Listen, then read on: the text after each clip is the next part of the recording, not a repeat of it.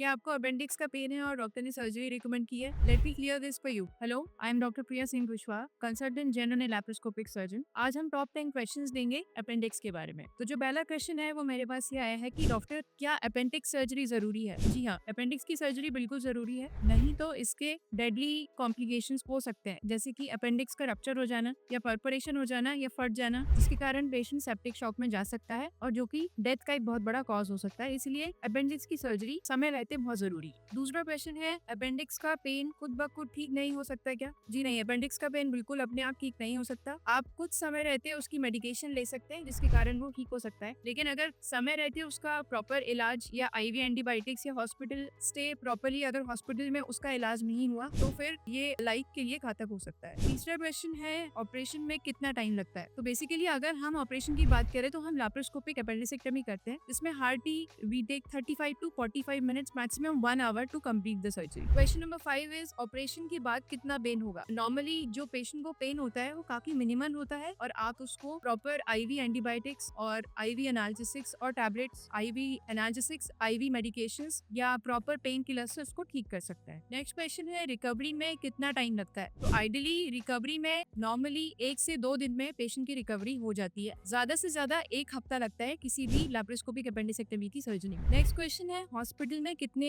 दिन रहना पड़ेगा? बेसिकली लैप्रोस्कोपिक अपेंडिसेक्टमी को हम डे केयर सर्जरी के जैसे मानते हैं, जिसमें हम पेशेंट को 1 या 2 दिन कर डिस्चार्ज कर देते हैं अगर कोई कॉम्प्लिकेशन ना हो। If in case any complication happens, then we discharge the patient in 3 to 4 days. Next question है, क्या सर्जरी के बाद कोई निशान रहेगा? अगर हम लैप्रोस्कोपिक अपेंडिसेक्टमी करते हैं तो इंसिजन बहुत मिनिमल रहता है और मिनिमल स्कारिंग होती है। अगर पोस्ट ऑपरेटिव वुंड की केयर अच्छे से की जाए तो समय के चलते और जैसे जैसे समय बढ़ता है स्कार कम हो जाता है और स्कार लाइन फेड हो जाती है। नेक्स्ट क्वेश्चन है, डाइट में क्या ध्यान रखो? तो बेसिकली मैं अपने सारे पेशेंट्स को ये रिकमेंड करूंगी कि आप इनिशियली नॉर्मल सेमी सॉलिड या लिक्विड डाइट्स लें, जो कि बहुत ही बैलेंस्ड अमाउंट में जिसमें प्रोटीन और न्यूट्रिशन होने चाहिए।